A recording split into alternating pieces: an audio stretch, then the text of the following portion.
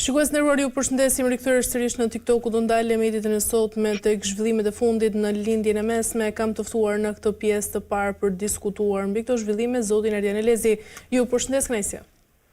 Përshëndetje, nderuar, kënaqësi për ftesën. Atëherë, zoti Elezi, në një moment kur bota tashmë duket se po ecën mbi një vit të holl mes diplomacisë dhe përplasjes, sërish kemi tensione mes SBA-s dhe Iranit, dhe duke qenë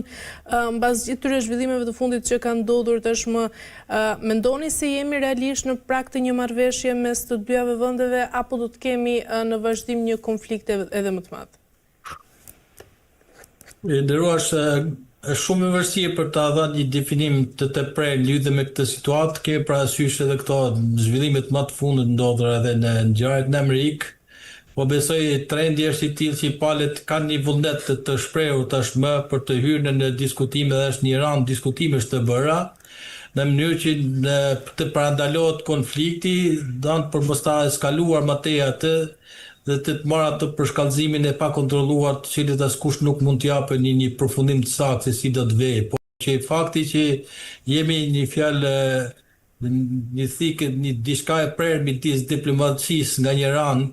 dhe aktorëve të përfshirë, të cilët të dëshmojnë për ta negociuar me njëri tjetrin, por nga ana tjetër edhe konflikti i cili vazhdon të jetë i ndezur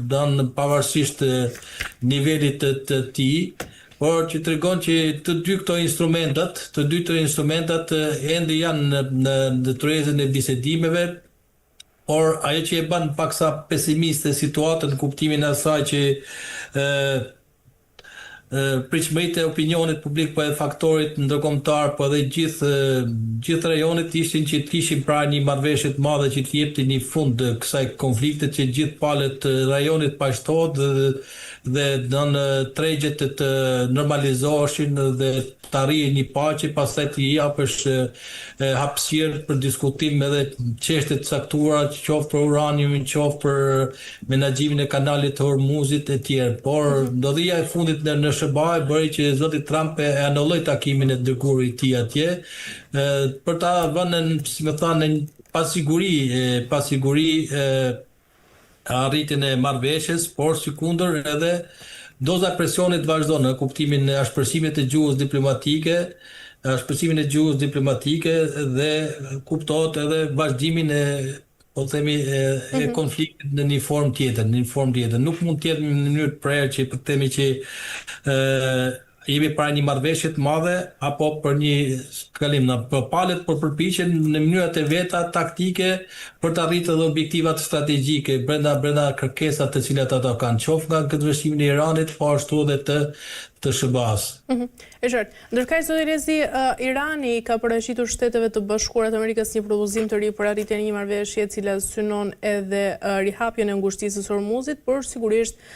edhe uljen e tensioneve në lindjen e mesme, dhe sipas raportimeve oferta është përcjell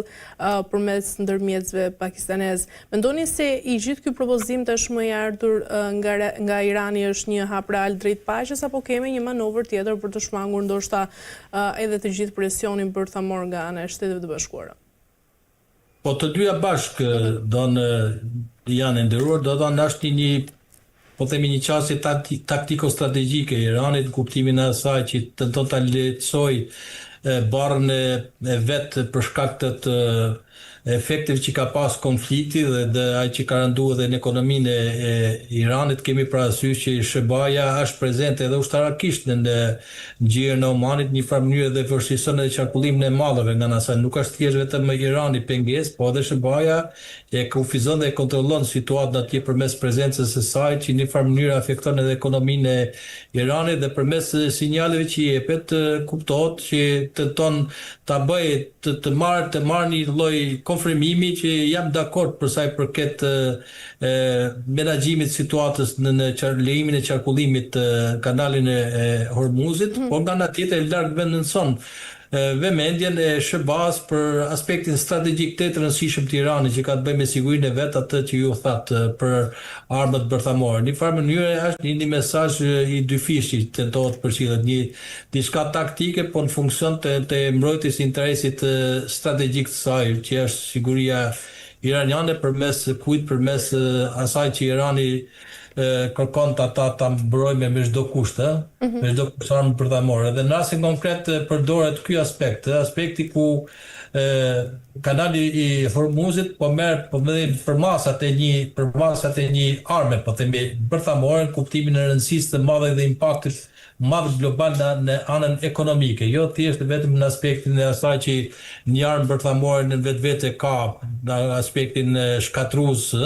por kemi parasysh efektin shkatrues apo ndikues të madh që ka në ekonominë globale, kanali i Hormuzit dhe kontrolli që i bëhet përmes Iranit në rastin konkret. Dhe është një mesazh dyfisht që përcillet nga Irani në aspektin sa taktik strategjik për të fituar kohë, por edhe për të dhënë mesazhet e tij diplomatike që kemi hapësira të përbashkëta që mund diskutohen lidhje me situatën. E gjithë kjo strategji e presionit, zoti Lezi, ardhur nga Shtetet e Bashkuara të Amerikës, është duke e shtyr Iranin drejt kompromisit pra me SBA-n, apo nga ana tjetër do të kemi një reagim më të rrezikshëm nga ana e Iranit? Ndëruar, kuptohet kur konflikti apo presioni shkon në një moment pak thim, qoftë në aspektin diplomatik, por edhe dan vetë konfliktit në teatrin e luftimeve, palët gjithmonë kërkojnë ta menaxhojnë situatën dhe të bëjnë një analizë në vlerësim të gjithë saj e atij mjedisi dhe bazuar në këtë bëjnë edhe qëndrimet e tyre. Në këtë këndvështrim mendoj që edhe Irani kërkon çfarë ta konservojë atë që i ka ngelur në kuptimin e asaj dhe të përfitojë prej situatës, kuptohet po pa humbur krenarin dhe atë të cilët Irani e përdor më tepër si mbrojtjen e fundit vet, dhe mendoj që është i prirur që më tepër të synohet të arrihet një marrëveshje, sepse kuptohet bilanci i luftës edhe konfliktit është i tillë sa që ka pas efekte shkatruese edhe për ekonominë e Iranit, po jo vetëm, dhe si i tillë nuk është i prirur për të vazhduar luftën, pavarësisht faktit që mesazhet janë dhe retorika e përdorur është kuptohet qëllimore në funksion të asaj që ne nuk nënshtrohemi pavarësisht presionet përdora, por tek e fundit askush nuk e dëshiron luftën, qoftë Irani po edhe SBA-ja, sepse përzgjatja e luftës do ketë ndikim katastrofal në jo vetëm në ekonominë e tyre, por edhe gjithë rajonit, dhe kuptohet dinamikat mund të jetë të tilla sa që askush nuk mund të jetë një fitues final i saj, në kuptimin jo vetëm që të korrë një fitore përfundimtare dhe dominuese, por që edhe tjetri kundërshtari mund ta ketë humbin, por mund të përkthehet si një fitore strategjike në kuptimin e asaj që i mbrojti ato interesat jetike të saj, të cilët ishin proklamuar si asgjësuese nga pala tjetër. Këtë këndvështrim themi që në bilancin fundor nuk ka të fituar, por që askush nuk e dëshiron zgjatja e luftës do t'i konvenoj mas shumë të besoj Iranit se sa SBA-s, sepse do të jetë një kurth për SBA-n, qoftë për efektet që do të pasjell, në kuptimin e saj që kemi parasysh zhvillimet politike që do të jenë së afërmi në SBA-n, do të jenë pjesë e kalkulimeve dhe qëndrime politike të shtëpisë bardhë, dhe në një situatë konflikti dhe të zgjatur kur nuk po arrihen ato rezultatet e deklaruara, kuptohet do të shfrytëzohen nga demokratët dhe do të përkthehen nesër një refuzim të votbesimit për shtëpinë e bardhë dhe për presidencën Trump. Dhe kësaj edhe presidenca Trump dhe shtëpia e bardhë synon sa më tepër të arrihet sa më shpejt të arrihet kjo paqë, në mënyrë që ta proklamojë si të tijën atë, në kuptimin që ka markën dhe markën Trump kjo luftë, e cila u përfundoi me një marrëveshje të madhe, dhe do të përdoret si një logo nesër në fushatën elektorale. Dhe gjithmonë bëhet një analizë edhe politike, po edhe diplomatike, në kuptimin e sukseset që synon të arrijnë, por edhe ato ushtarake, ekonomike kështu me radhë. Dhe vijnë në balans të gjitha, dhe varësisht nga rezultanti atyre do të jetë edhe qëndrimi, por nuk besoj që janë të interesuar për zgjatjen e konfliktit asnjëra prej palëve. Aq më tepër rasti konkret SBA-ja. E qartë. Por zoti Lezi, nga ana tjetër, të gjithë oferta ardhur nga ana e Iranit, si duhet ta lexojë Washingtoni, dhe nga ana tjetër çfarë ndodh nëse SBA do ta refuzojnë këtë ofertë? E nderuar, oferta e Iranit është që Irani të ruaj pak edhe krenarinë e tij, krijtarinë e tij, kuptim mos të jetë i cënuar në interesin e tij jetik që ka të bëjë me ekzistencën e shtetit edhe të mbrojë atë që ka mundësi ta mbrojë në kuptimin e integritetit, sovranitetit, të regjimit, si kundër edhe të aspektet e tjera të interesave të tij ekonomike, kemi parasysh sovranitetin mbi ngushtisën e Hormuzit. Oferta e Iranit është që ta jepet me mundësi për menaxhimin e kanalit të Hormuzit, kur gjithë palët të garantohet liria dentare e furnizimit të mallave dhe të qarkullimit të tyre, dhe në një farë mënyrë lehtëson edhe barrën ekonomike, po lehtëson edhe efektet e ndikimit që ka sjell ky konflikt. Por nga ana tjetër jep një siguri për sa i përket uraniumit, në kuptimin e asaj që përdoret edhe si diçka që ka lidhet me thelbin e ekzistencial të shtetit, sepse tek e fundit të unisë e tillë në e proklamuar si një rrezik potencial pikërisht për shkak të asaj që Irani përfaqësonte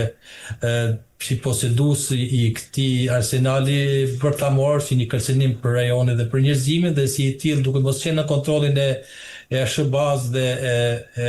alatëve perëndimor, u pasi i tillë u përdor si një kaz për shpërtimin e luftës, por në vetvete koha tregoi edhe dinamikat e luftës si të tilla saqë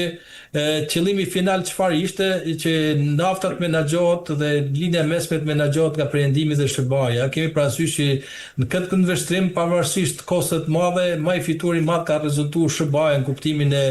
asaj që është bërë destinacioni kryesor nga mund të importohet gjithë furnizimet e naftës dhe gazit për shkak të potencialit madh furnizues që ka në raport me gjithë furnizimet nga burimet e tjera të cilët janë konkurrueshëm, kanë avantazh konkurrues për sa i përket kosteve të levrimit të saj. Dhe në këtë të tillë mendoj që Shëbaja në aspektin ekonomik ka dhënë interes dhe ka fituar në kuptimin e asaj që ka bërë vendin kryesor nga ku mund të dërgohet nafta dhe gazi, po nga ana tjetër kemi parasysh që është be edhe ndikimi i tij në rast se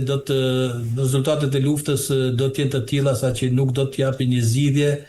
përfundimtare siç ajo e ka synuar atë, kuptimin e dobësimit të Iranit, kuptimin e ndikimit, uljes së ndikimit rus dhe kinez atje. Kemi parasysh që lufta prapasken ka pikërisht këto aleanca,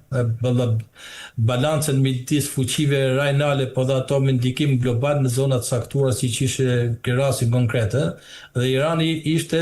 dhe kemi thënë që është linja mesme të shtëpisë, është shembulli tipik i përplasjes gjeostrategjike dhe gjeopolitike interesave të këtyre fuqive, të cilët koha ka treguar që pavarësisht luftave dhe ekstremiteteve të saj, të shfaqura në gjithë dramacitetin e këtyre dhe tragjicitetin e tyre, nuk ka një përfundim, sepse ende po ekziston regjimi, ende proksat po janë të aktivizohen dhe në çdo moment situata mund të eskalojë varësisht nga fakti se si do të jenë këto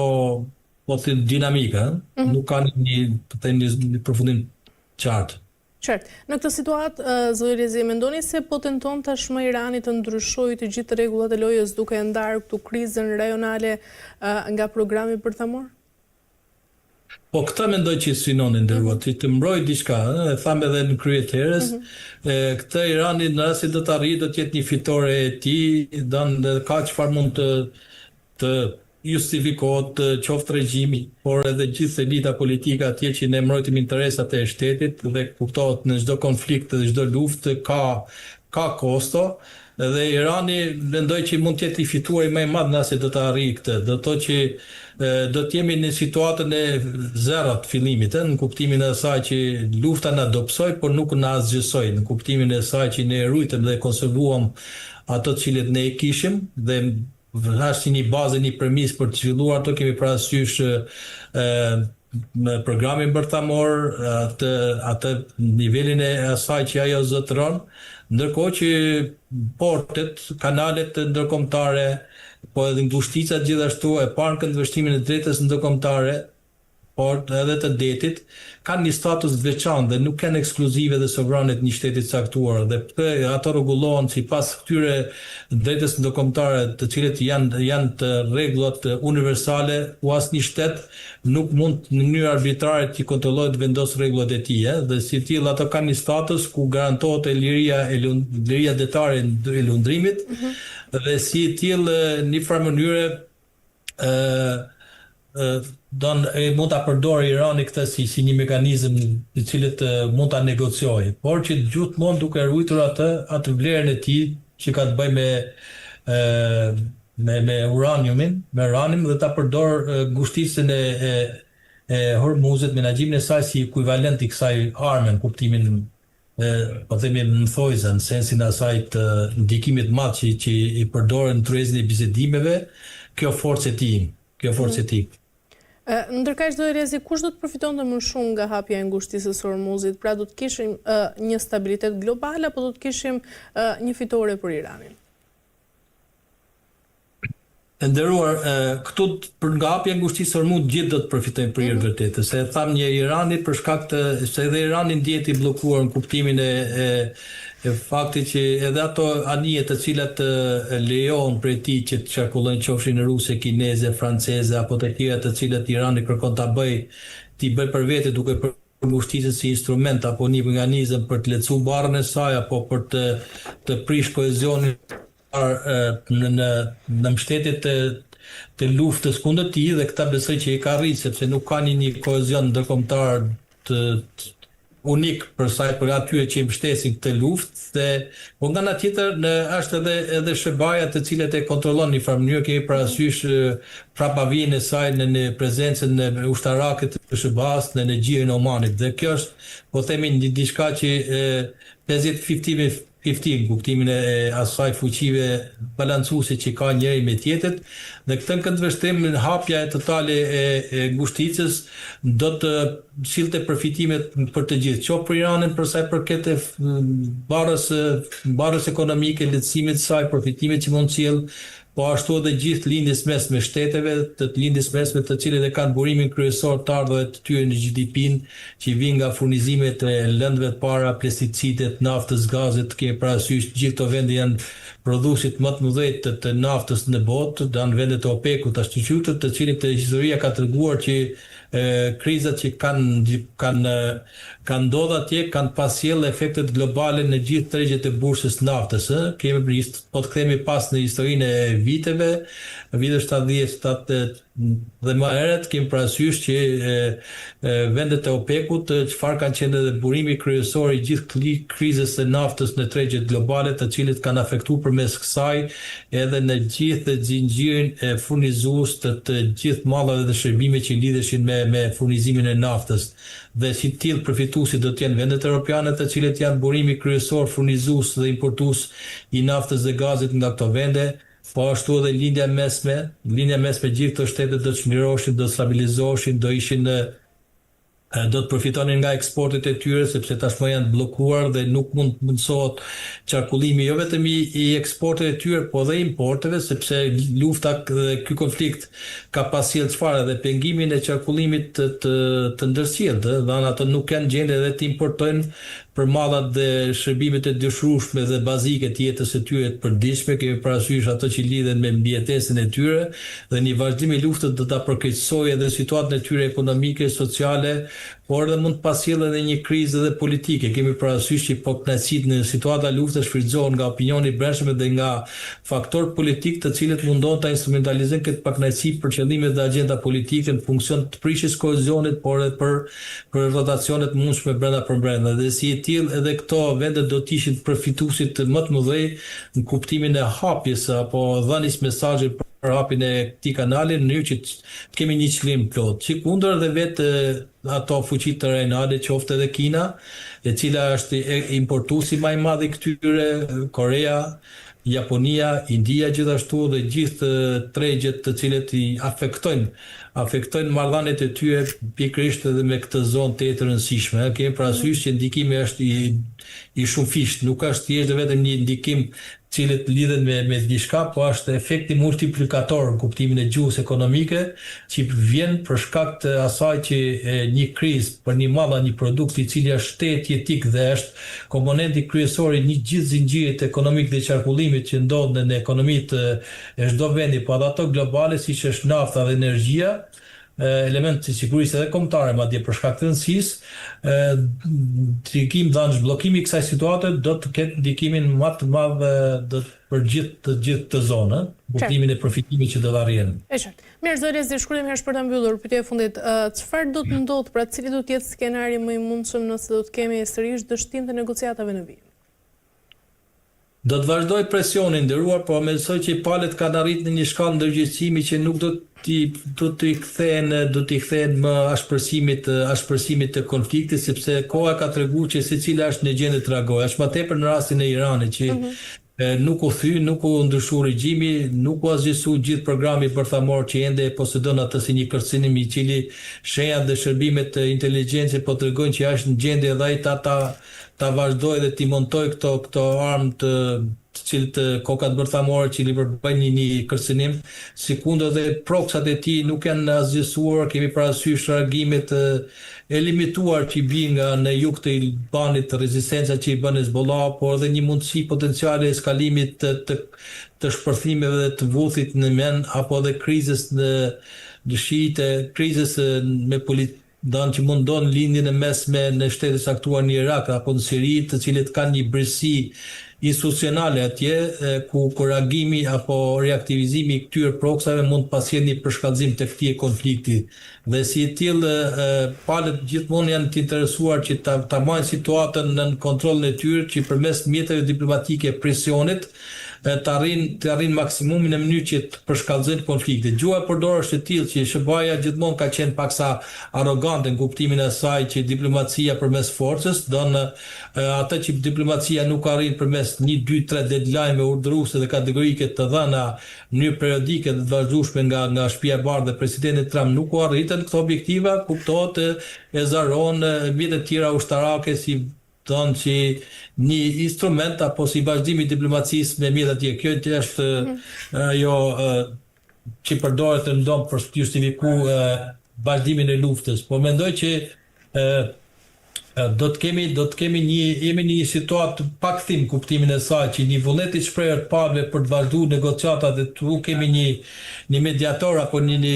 negociator që është një mandator i vullnetit mi, siç është rasti i gjetur, jo pa qëllim siç është Pakistani që ka një afiliacion të përbashkët të afërt me Iranin, po ashtu edhe me SBA-n gjithashtu, i cili si vend po e ka shprehur gatishmërinë e tij për t'i ulë palët detyrën e bisedimeve dhe përmes kësaj në mënyrë direkte apo indirekteve, pavarësisht dështimeve apo jo të tryezës së bisedimeve dhe apo takimeve, mesazhe të jepen për të treguar që mundësitë për të arritur marrëveshje dhe një dakordsi janë të mëdha. SBA-ja dhe Trumpi do ta shfrytëzojnë maksimalisht për të arritur marrëveshjen madhe që ta identifikojë veten me këtë si precedentin e paqes, dhe nëse do të arrijë, besoj që do të jetë një nga, po themi, madhështitë e gjithë presidencës së tij, në raport me gjithë historinë e luftrave të cilët kanë kaluar për gjatë presidencës së tij, dhe mendoj që ai do kërkon që ta marrë një paqe madhe në Trump, kuptimin e saj që dallim me ato historitë e marrëveshjeve të mëparshme të Obamës apo dhe të pararendësve, prekursorë të tjerë, këtë ketë vullën e Trump, dhe si i tillë Trump është më i interesuar që të arrihet kjo marrëveshje, jo thjesht vetëm të bëjë luftë dhe të shtojë dozat e presionit përmes gjuhës të ashpërsuese diplomatike apo përmes sulmeve, por në thelbin e vet mendoj që në reflektim të asaj që ka ndodhur, ai është interesuar për arritjen e paqes, dhe po ashtu dhe nga ana e Iranit, palës iraniane, mendoj që pavarësisht se çfarë ka ndodhur, edhe ato janë të interesuar për të dhënë fund kësaj lufte në mënyrë që të marrin kohë, të marrin frymë të rigjallërohet regjimi atje dhe të funksionojnë institucionet, të jepet një mundësi, po themi, rehabilitimi gjithë situatës çfarë ka ndodhur. E qartë. Mirë, zoti Rezi, kemi arritur në fund, ju falenderoj për çdo informacion. Ishte kënaqësi. Të përshëndesim, nderuar kënaqësi dhe ftesën. Mirë, shikues nderuar, kemi arritur në fund të kësaj pjese të parë. Rikthehemi pas pak në pjesën e dytë, po për një ditë.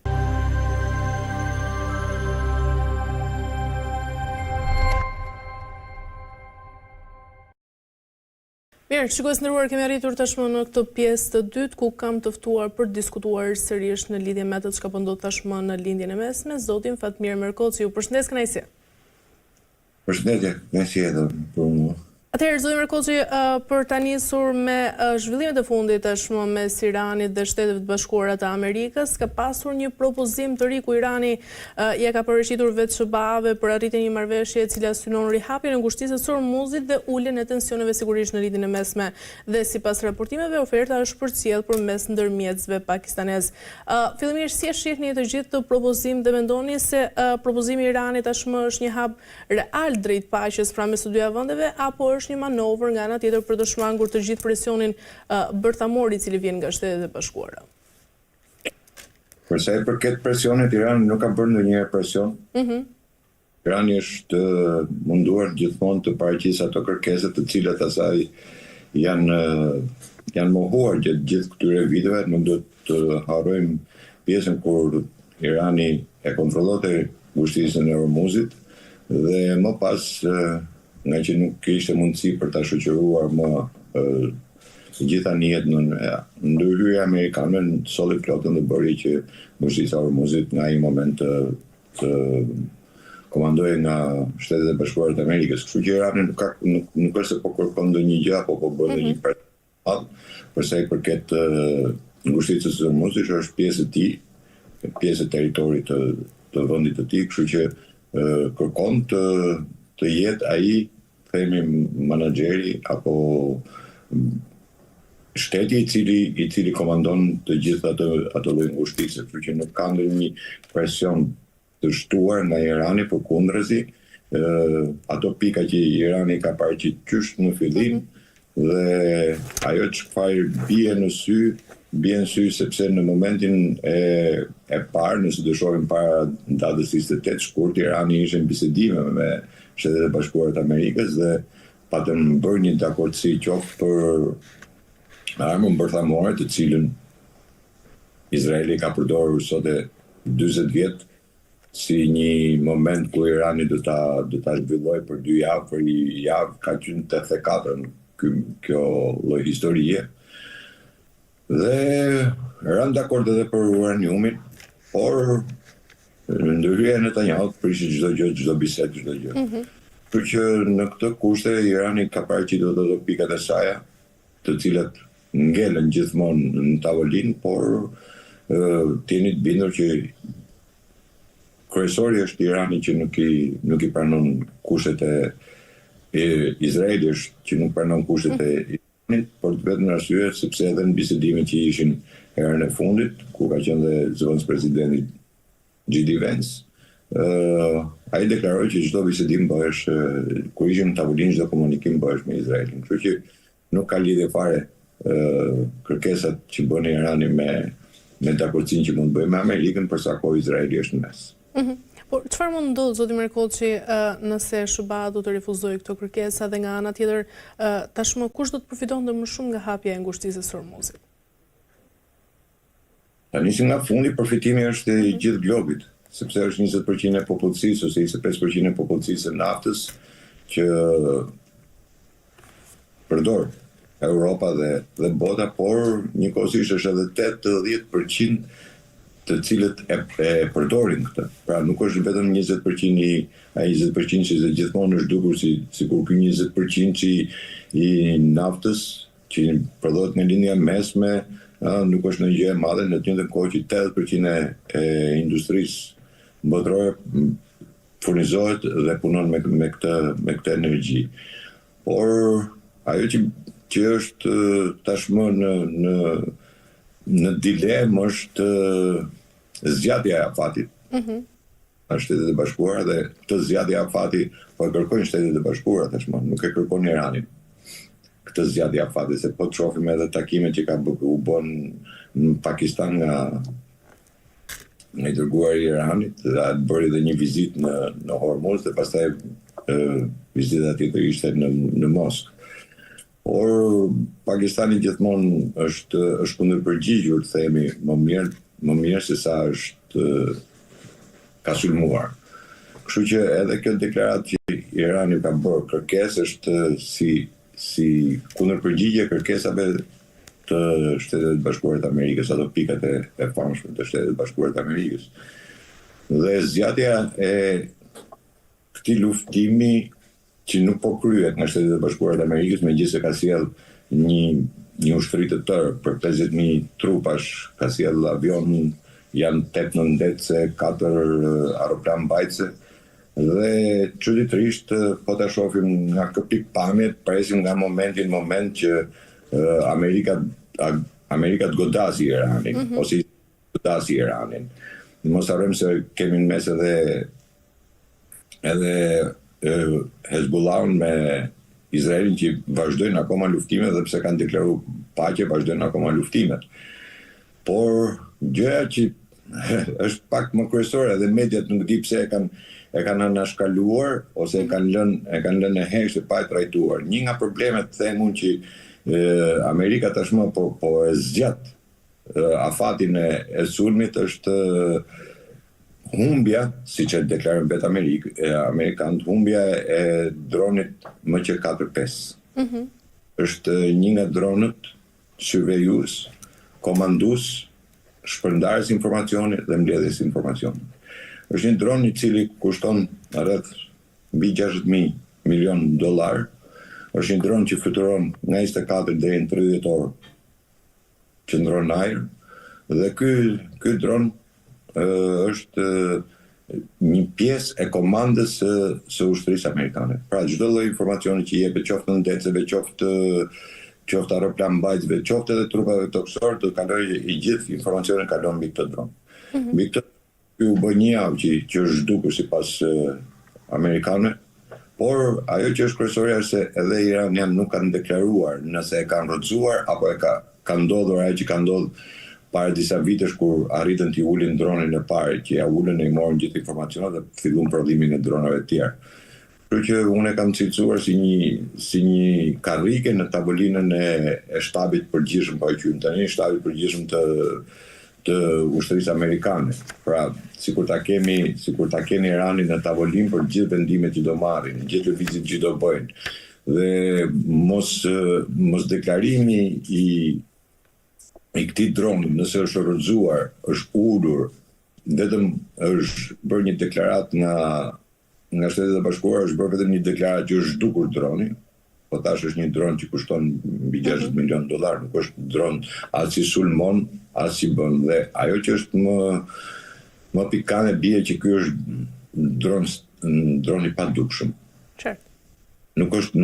fluturon mbi 12.000-14.000 metra lartësi, dhe thash është dron që kontrollon, është kontrollues, është komandues. Është sikur të marrësh, domethënë, shtabin edhe ta vendosësh mbi këtë. Ai ka gjithë aparaturat, ai ka gjithë komandat, i merr të gjitha komandat. Kështu që them që e gjithë shtyrja që po bëhet, po bëhet pikërisht sepse nuk po gjejnë dot pozicionin se ku është ky dron. Pra momenti që do ta unë gjykoj se momenti që amerikanët do ta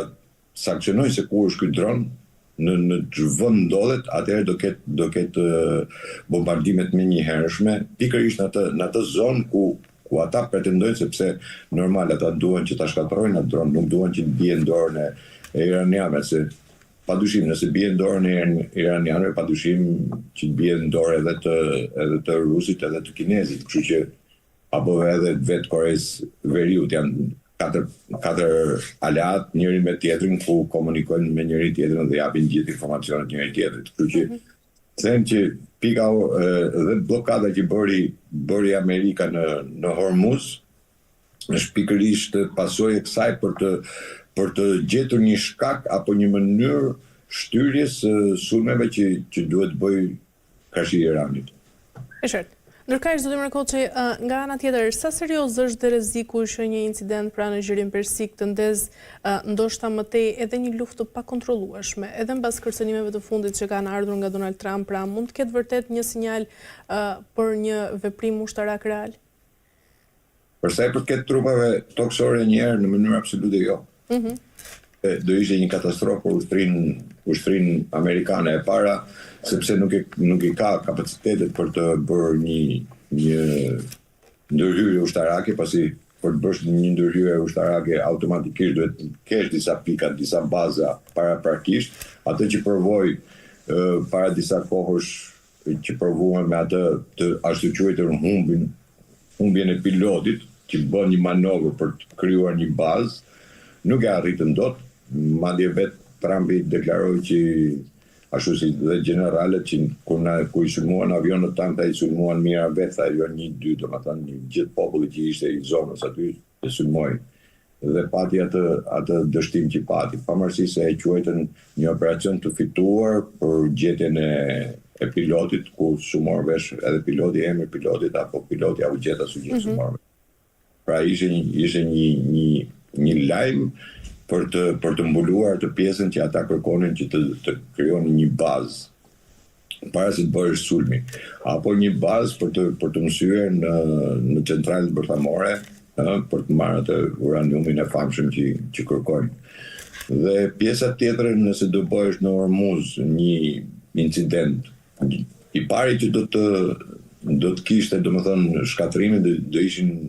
Emiratet e Bashkuara të Arabe, gjë që Irani ka deklaruar nga kohë, nëse do futen trupa, do futen nga çdo vend që të futen dhe automatikisht do futen nga Emiratet e Bashkuara Arabe, ai vend jo vetëm do sulmohet, por edhe do pushtohet. Kështu që nuk besoj do ta marrin këtë lloj iniciative. Iniciativa e vetme që i mbetet Amerikës është luftimi siç kanë bërë për 40 ditë rresht nga ajri me raketa, por edhe këto raketa tashmë bëhen pak kushtueshme, vjen një kosto shumë e madhe, dhe ajo që unë gjykoj se do të ndodhi ajo pjesë që Amerika do ta shtyjë tash për një arsye shumë të fortë, siç është humbja e dronit, dhe ta shtyjë deri në datë 10 i maj, ku pastaj Presidenti Trump është i detyruar të shkojë në Kongres për të marrë vendimin, dhe aty pastaj mund të justifikohet me atë që nuk dha leje Kongresi për vazhdimin e luftës dhe tërhiqjen. Pasi kjo tërheqje do bëhet edhe për arsyeën e thjeshtë, sepse asnjë vend i NATO-s nuk arriti dot të bashkohet kësaj lufte, por çdo gjë ngelet pezull, për sa kohë nuk ka një argument të saktë edhe bindës nëse sulmohet apo nuk sulmohet Irani. Por gjithmonë do të kemi parasysh gjithmonë që frika më e madhe është tek Izraeli. Izraeli mund të bëjë atë që bëri me datë 28, mund të bëjë rishtas, mund të sulmojë në mënyrë të befasishme, dhe patjetër që do ketë kundërpërgjigjen e Iranit. Ashtu siç ndodhi me datë 28, domethënë që pavarësisht se u vrak Khamenei, pavarësisht se u vrak disa antarë të shtabit përgjithshëm, ata vazhduan betejën, vazhduan luftën e tyre dhe nuk u ndalën në asnjë sekond. Dhe gjykoj që të gjitha ato çfarë Irani ka deklaruar nuk kanë qenë deklarata fake, nuk kanë qenë deklarata të pa baza, ashtu siç deklaroi në kohën e luftës ku tha mund të përdor një raketë tjetër dhe ndori atë raketën fishek zjarr, ta quajmë, që lëshot bomba të tjera. Goditi me strategji, goditi atë që ai Irani ka kërkuar dhe ka deklaruar gjithmonë, po bota gjithmonë apo dhe Europa heshti atë centralin atmosferik, pra që mblidh të erret e zonës dhe ja hiqte Iranit. Dhe me goditjen e këtij centrali ndodhi që pas kësaj në Iran filluan shira, filluan përmbytje, filloi bora, dhe deklarata e Iranit ishte që ajo çfarë ne kishim deklaruar që Izraeli dhe SBA ne kanë bërë këtë lloj bllokade u vërtetua tashmë me rënien e shiut dhe të borës. Kështu që Irani ka deklaruar që kam një armë tjetër, cilët askush nuk e di, por thash merret me shumë pak rezerva kjo, sepse thash sa herë që ka deklaruar që kam një armë tjetër apo do përdor një strategji tjetër, gjithmonë e ka përdorur. Dhe po ta vëmë re, ai ka përdorur raketat e vitit 2014, ishte ajo bomba të shekzjata quajmë, ishte vitit 2014, por sot jemi në 2026. Por aleatet e tij siç është Kina, patjetër që mund ta ketë furnizuar edhe me armë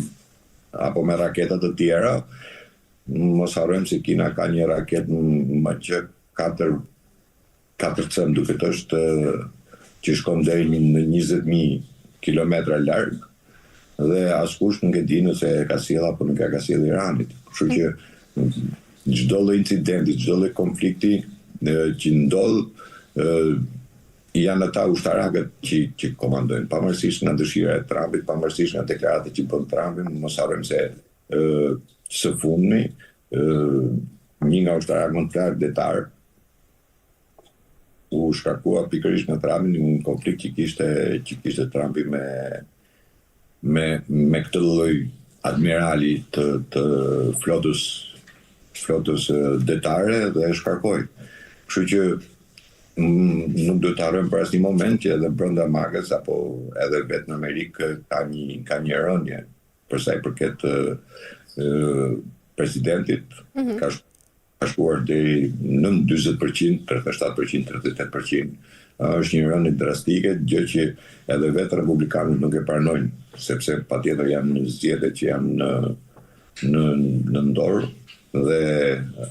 republikanët nuk mund të pranojnë dot një humbje të tillë, sepse i bie nëse në dorë humbasin Senatin dhe Kongresin, atëherë i bie që kanë një qeveri fiktive, themi, pa forcën vendimase, se gjithë vendimet kalohen në Kongres edhe në Senat. Çdo gjë bëhet në Senat. Ne kemi rastin e ambasadorit të caktuar në Shqipëri, i cili patjetër duhet marrë votat në Senat që të fillojë si ambasador. Po edhe aty ka konflikte brenda për brenda, kështu që prandaj them është shumë e vështirë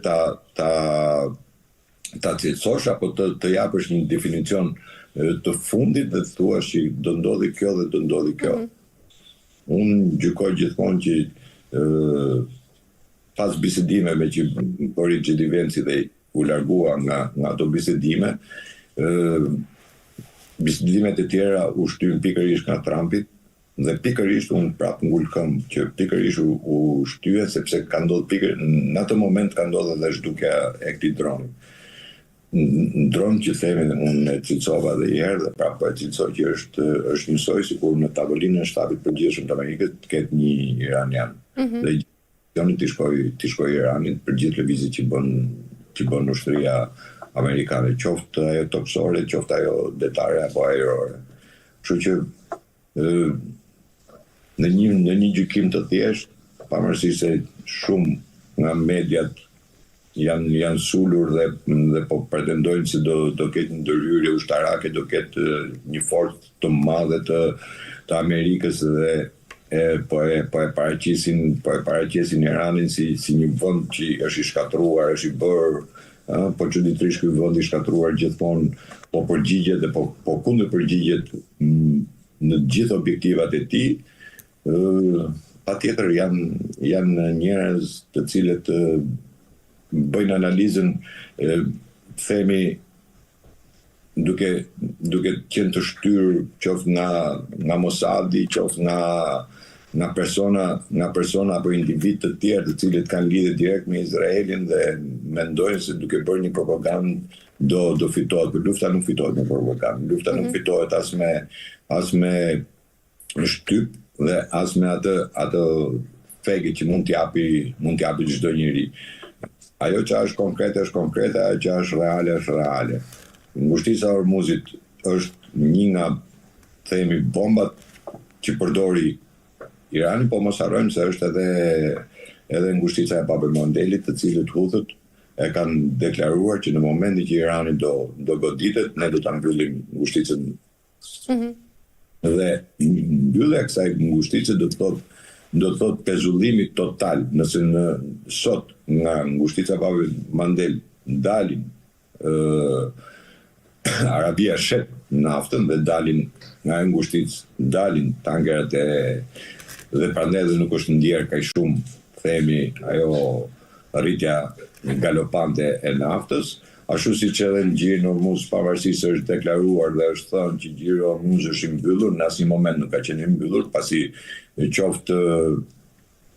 kinezët, qoftë turkët, qoftë japonezët, të cilët kanë filluar tashmë, të gjithë vendet kanë filluar dhe kontaktet nuk po i bëjnë më me Amerikën për kalimin e anijeve të tyre, tangerëve të tyre nga Gjiri i Hormuzit, po i bëjnë me Iranin. Pra, dashje pa dashje, Irani është kthyer në një faktor vendimtar në Gjirin e Hormuzit.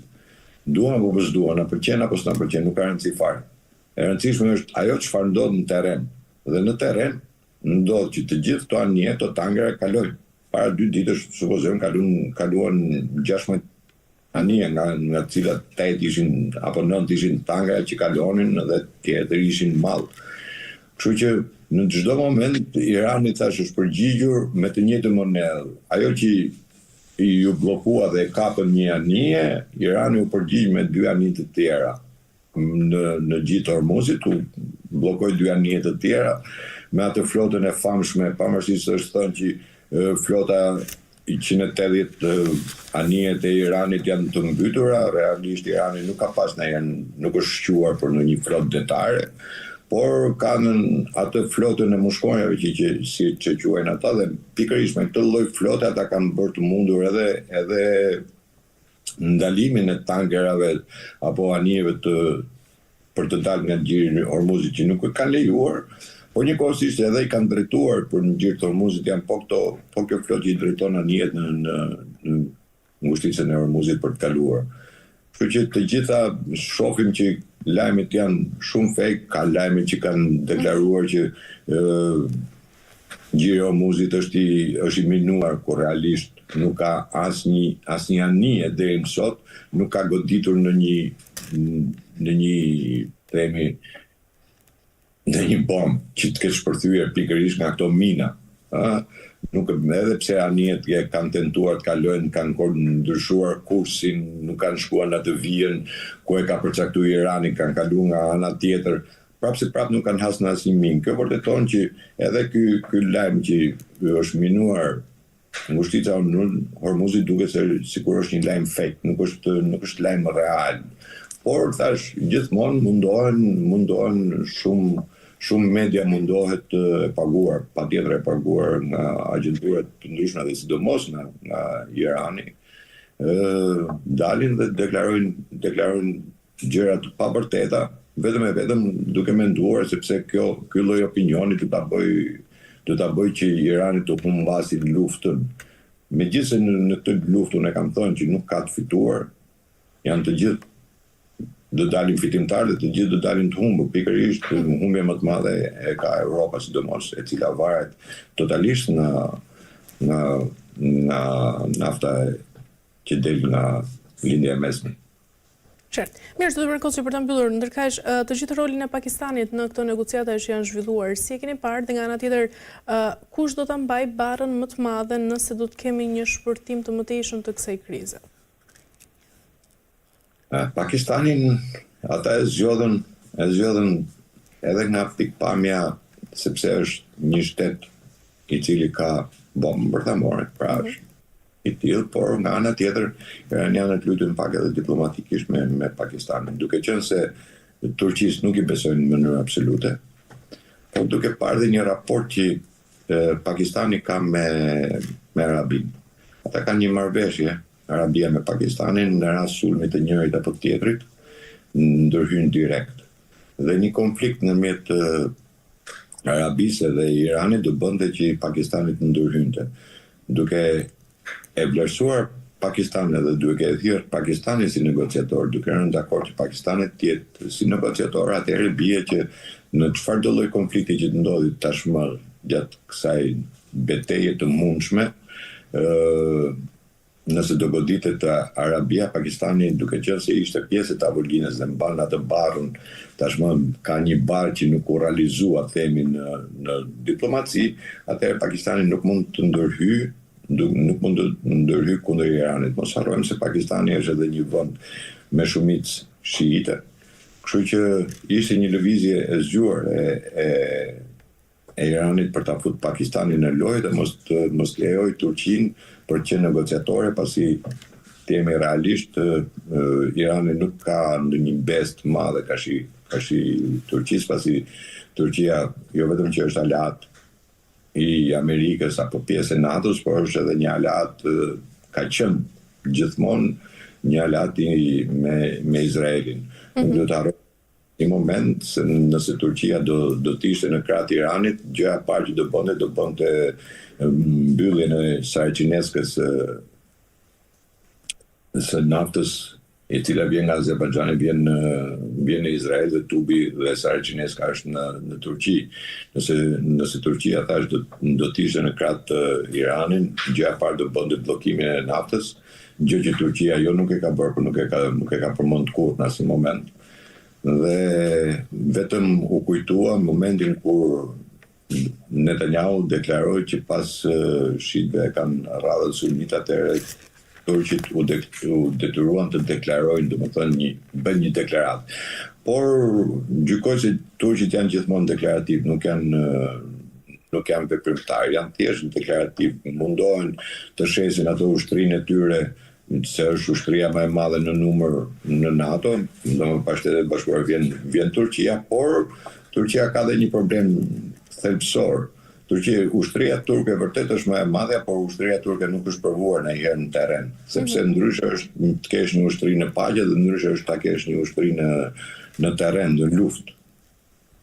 Po të vëmë re për shembull në luftën Irak-Iran, shumë specialistë, qoftë nga Rusia apo dhe nga Kina, kanë ardhur për të testuar dhe për të parë veprimet se si bëhen në terren, se është ndryshe terreni dhe është ndryshe ajo qetësia, pra stërvitja në paqe dhe përballja në betejë.